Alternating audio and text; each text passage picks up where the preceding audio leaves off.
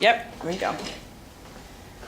So, if a pit bull bit someone right now, would you automatically assume that the whole breed is bad? Well, most people actually would.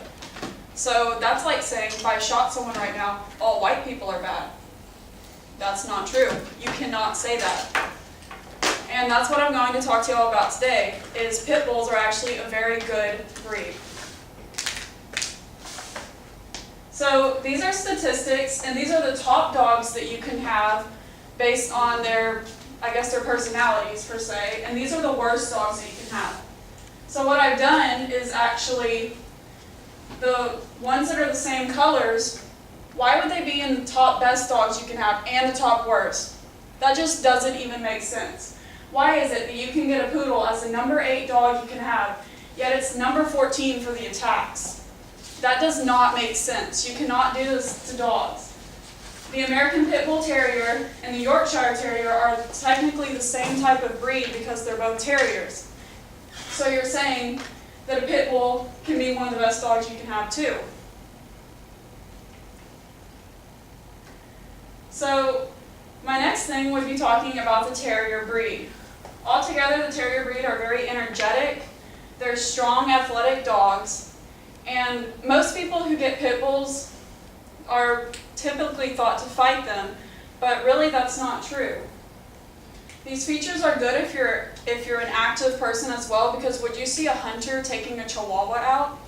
No. You have to get a dog that fits you, and people don't understand this. The pit bulls aren't for everybody, but they are still good breeds. Another thing is the measured aggression on humans. And this was tested with the ATTS, which stands for the American Temperament Test Society. And they did a test on 121 dog breeds, including the pit bull. All of these trials were to measure how aggressive they are towards humans. And all of these things were to see what would actually make them attack you and what would make them be angry with you. And they proved that of 121 breeds, the pit bull had one of the highest passing rates for not attacking humans. They had a passing rate of 82.6%, while the golden retriever, which is the best dog you can have, or that's what they say, only had a 77% pass rate. So why is it that they still say pit bulls are one of the worst dogs you can have when they have a higher passing rate for not attacking their owners? This is just it's wrong. It's wrong to stereotype a dog based on beliefs that they are fighting and attacking dogs when they are proven to have better passing rates for not attacking. So if you still don't believe me, you might ask, well then why do they attack? And that would be hardship. Yes, a dog can have hardship. The pit bulls also have one of the highest passing rates for the most stable dogs you can have, even through everything that they've been through, and this is proven also with the ATTS Society.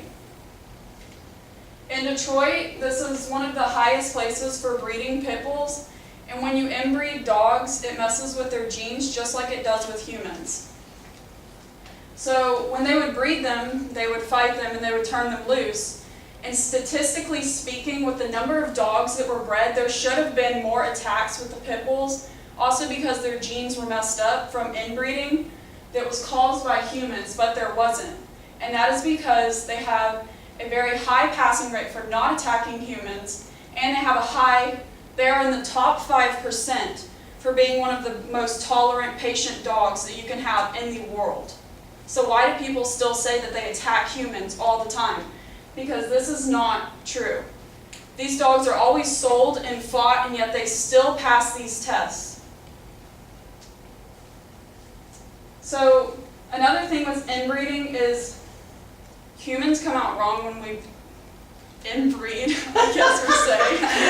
It just happens. It mentally messes with their genes, and yet again, tests prove that these dogs are not bad. But, like I said, in 2013 there were 24 fatal attacks based on thousands of pit bulls. Yes, there were still 24 attacks, but if there are thousands of pit bulls, statistically there still should have been more and there just wasn't. The CDC reports that if a dog attacks, it's based on the dog's specific area, like it's based on them and the owner, it's not the breed. People have stereotyped the whole breed as being bad when it's just the dog itself and the owner and the situation that it's put in. There are also more media reports on pit bulls being bad dogs than any other dog, when there are still attacks from other dogs as well. So why is this? People just have in their mind that they are a bad breed, and that is what they are set out to make other people believe as well. But it's really the media just reporting far more pit bull attacks than any other dog breed, which isn't fair to anything, to anyone really. And the Canine Research Council's publication proves this by the reports, and if you look at the statistics, there are still other dogs attacking, so why aren't they being reported as well?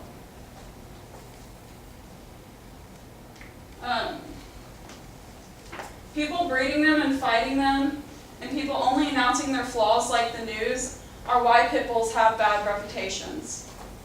Any dog can be dangerous. Any dog can attack you. So why is it that we are still stereotypically putting the pit bull out as a bad dog? According to the audience analysis, 2 of you believed that they were still bad dogs because of their genes, but honestly that isn't true. People beat them, and this is what makes them lash out. They're not a bad dog breed, and they need to be recognized as good dogs because they truly are good dogs. So how do you feel about them now? Would you say that they're still bad dogs when statistically speaking, they attack less, they're more friendly with children? Would you still say they're bad dogs?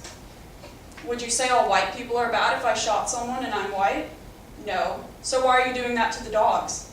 Why are you doing that to pit bulls? Thank you. Woo! Yay!